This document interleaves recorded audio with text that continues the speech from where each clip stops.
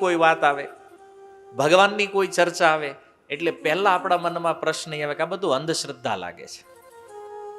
આમાં જ દેખાય અંધશ્રદ્ધા કેવલ ધર્મમાં દેખાય છે આપણને. બાકી દુનિયાની કોઈ ખોટામાં ખોટી ફાલતુમાં ફાલતુ વાત લાવે ને તો પબ્લિક આમ સહર્ષ સ્વીકાર કરે, ખુશ થઈ જાય કે હા આપણને કંઈક નવી જાણકારી મળી. કાલે સત્સંગ હતો અહીંયા જ તમારી બાજુમાં, તમે એક વાત કરી હતી કે વિજ્ઞાનની કોઈ વાત આવે ને ત્યારે લોકો એકદમ શ્રદ્ધાપૂર્વક સ્વીકાર કરે કે નહીં વિજ્ઞાન કહે છે એટલે પરફેક્ટ જ હોય. કોઈ પરફેક્શન નથી. જો એમાં આપણે બુદ્ધિને જ દોડાવતા. વિજ્ઞાનમાં એક થિયરી છે, લો ઓફ ડાર્વિન. આ ડાર્વિન કંઈક મળી જાય ને તો ઇસ્કોન વાળાનો વારો પાડી દેવાનો છે. મારું તમે બહુ હાંક્યું. ડાર્વિન અમેરિકામાં જન્મ્યો હતો, એક વૈજ્ઞાનિક હતો. તો ડાર્વિને એવું કીધું કે મનુષ્યો જે છે ને એ વાંદરામાંથી આવ્યા. હવે આ વાત જે છે ને એ લગભગ જે સાયન્સના સ્ટુડન્ટ હશે એ જાણતા છે, તો વિજ્ઞાનમાં બધા ભણ્યા હશે કે ભાઈ મનુષ્યોની ઉત્પત્તિ વાંદરામાંથી થઈ. તો વિજ્ઞાન કહે છે ભાઈ સાબિતી વગેરે માનતા નથી. વાંધો નહીં તો સાબિત કરો, વાંદરામાંથી માણા લાવો, લ્યો થાય. તમે જોયું છે ક્યારે વાંદરામાંથી માણા આવતા? જોયો જ ક્યારેય તમે? નથી. વિશ્વમાં ક્યાંય નથી, આખી પૃથ્વીમાં કોઈ એક્ઝામ્પલ નથી. તોય આખું ગામ માને છે, 3-3 લાખ ફી ભરીને માને છે વાંદરામાંથી આવ્યા. તો આ અંધશ્રદ્ધા છે કે નથી? અને ભગવાન જે બોલ્યા છે શાસ્ત્રમાં કે અર્જુન જે જન્મ લે છે એનું મૃત્યુ નિશ્ચિત છે, અને જે મરે છે એનું જન્મ 5000 વર્ષ પહેલા કુરુક્ષેત્રના યુદ્ધ મેદાનમાં વાત કૃષ્ણ બોલ્યા છે, આજે પણ લાગુ પડે છે. ભવિષ્ય જ્યાં સુધી આ જીવન રહેશે ત્યાં સુધી આ સિદ્ધાંત, આમાં ક્યારેય ફેરબદલ નહીં થાય. તો આવા સચોટ જ્ઞાનમાં આપણને અંધશ્રદ્ધા લાગે છે, અને જે જ્ઞાનમાં કાંઈ લેવાનું નથી એ વિજ્ઞાન વાહે આપણે દીવાના છીએ. નહીં, સાયન્સ કે એટલે બરાબર. આવી એક નહીં 1000 થિયરીઓ છે, અહીંથી તમને ખોટી સાબિત કરી દઉં. આંધળું અનુકરણ શું છે? વિજ્ઞાન છે કે ધર્મ છે? હા, ધર્મની સહી જાણકારી નથી આપણને એટલે ધર્મ અંધશ્રદ્ધા લાગે છે. નથી જાણતા આપણે. અને શું કામ નથી જાણતા ખબર છે? આપણે આપણા મૂળને ભૂલી ગયા છીએ. આપણું મૂળ જે છે ને એ ધર્મ છે, અને એ ધર્મની સમજ નથી આપણને. એક પણ પરંપરા તમે એવી બતાવો સનાતન ધર્મની કે જેની પાછળ કોઈ વૈજ્ઞાનિક કારણ ન હોય. આપણે ન જાણતા હોય એટલે એમ કહી દે કે આ અંધશ્રદ્ધા છે. ભાઈ તમારું મગજ ન્યા સુધી નથી પહોંચ્યું એનો મતલબ એ થોડો છે કે એ અંધશ્રદ્ધા છે. તો આપણે ધર્મને જાણવાની કે સમજવાની ટ્રાય નથી કરતા, પણ શું કરીએ છીએ? જે વામપંથી લોકો આપણી પાસે કરાવવા માંગે છે કે નહીં તમે તમારા જ ધર્મને ગાળો આપો એટલે ઓલા બિચારા ખુશ થાય કે અમારે કાંઈ કરવાની જરૂર નથી. કેમ? કારણ કે આવડા છે જ ને એના ધર્મનું નુકસાન કરી રહ્યા છે.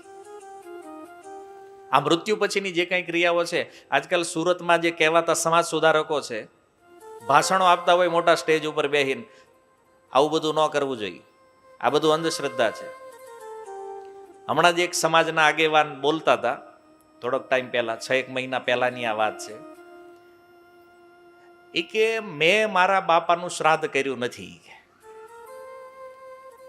અને હું તમને બધાને કહું છું કે તમે કોઈ તમારા બાપાનું શ્રાદ્ધ ન કરતા. એ સભામાં બેઠા તે બધા તાળીઓ પાડતા. મેં કે જો આ ગાંડાના ગામ ન હોય, ગાંડાના શહેર હોય મોટા. કહેવત છે ને આપણે ગાંડાના ગામ ન હોય, સાચી કહેવત છે. કેમ? આના શહેર હોય મોટા. અરે ભાઈ તારા બાપા પ્રત્યે તને પ્રેમ ન હોય, તારા બાપા તે પછતા થાય છે કે આવો દીકરો થયો નાલાયક, પણ અમે અમારા બાપામાં અમને પ્રેમ છે, અમને શ્રદ્ધા છે, અમે હું કામ એનું શ્રાદ્ધ નહીં કરીએ? ભાઈ તને તારા બાપામાં શ્રદ્ધા ન હોય, તું ન કરતો. પણ સમાજને આવી અવળી કેસેટો ચડાવે છે ને એને આપણે લીડર બનાવ્યા છે. આ આંધળા લીડરો છે. કીધું ને થોડા એવા પૈસા થઈ ગયા ને એટલે એને એમ થયું કે આ સમાજ અમે હાંકવી એમ હાલશે. એટલે મેં પહેલા કીધું બહુ ધન જેની પાસે આવી જાય, બુદ્ધિ એને વધારે હોય ને એવું જરૂરી નથી. વાત સમજાય? 4-5 હજાર 10-12 હજાર કરોડની પાર્ટી થઈ ગઈ હોય અને પછી સમાજમાં આવીને ભાષણો કરતા હોય એવું ન માનવું જોઈએ કે આ બુદ્ધિશાળી માણસ. તત્વને સમજો. શ્રાદ્ધ કર્મ શું કામ ન કરવું જોઈએ ભાઈ? શાસ્ત્ર કહે છે, વ્યાસદેવ કહે છે, ભગવાન કહે છે આ કરવા જેવું છે. તો આ સમાજના આગેવાનો ભગવાનથી મોટા છે? ભગવાનથી વધારે જ્ઞાન છે ને? ઘણી બધી કે આ બધી કુરિવાજ નથી. તમારું મગજ આને સમજવા માટે સક્ષમ નથી.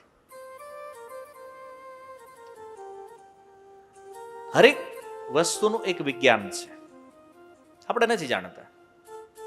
શ્રાદ્ધ કર્મમાં પણ છે. આજે તમે જોવો આ મૃત્યુનો સમય છે, તો મૃત્યુ બાદ થવા વાળી જે ક્રિયાઓ છે એનું પણ એક વિજ્ઞાન છે. અહીંયાથી તમે જળ અને તલ, જલાંજલિ ને તિલાંજલિ, 2 વસ્તુ છે આપણા સનાતન ધર્મમાં. જળ અને તલ દ્વારા જ્યારે તર્પણ કરો ને, એ એક ઉર્જાના રૂપમાં પિતૃલોકમાં એને પ્રાપ્ત થાય, જેનાથી એને સુખ પ્રાપ્ત થાય. તો આ કેટલો સુંદર વિચાર છે. હાલો એને ત્યાં મળતું હશે નહીં મળતું એ મેટર જ છોડી દો, પણ એક આપણા ધર્મનો આ વિચાર જુઓ કે જીવતા જીવ માતા પિતાની સેવા તો કરી, પણ આપણે એટલા કૃતજ્ઞ છીએ આપણા માતા પિતા પ્રત્યે કે મર્યા પછી પણ એને સુખ મળે ને, આ ભાવના કેવલ સનાતન ધર્મમાં છે. તો આ પોઝિટિવ વિચાર નથી, બસ અંધશ્રદ્ધા છે, નથી કરવું. આ હું વાત થઈ ભાઈ. કોઈ પરંપરા અંધશ્રદ્ધા નથી. મેં કીધું એમ, એને જાણો, એને સમજો, તો આ બધું થશે. આના વિષયમાં પણ ઘણી બધી ચર્ચાઓ છે, આપણી પાસે સમયની મર્યાદા છે. પણ જુઓ, જેટલા વિશ્વના મહાન લોકો થયા, હવે વ્યાસદેવથી વધારે મહાન કોણ છે? તો એણે જ તો શાસ્ત્રોમાં કીધું છે શ્રાદ્ધ કર્મ કરવું જોઈએ. ભગવાનથી વધારે મહાન કોણ છે? એણે પણ આ શ્રાદ્ધ ક્રિયાઓ, ઉત્તર ક્રિયાઓ આ બધું કર્યું છે પોતાના પિતા માટે. ભગવાન રામે ચિત્રકૂટમાં શ્રાદ્ધ કર્યું મહારાજ દશરથનું. ભગવાન કૃષ્ણએ મહાભારતના યુદ્ધ પછી આ બધી જ ક્રિયાઓ કરાવી છે.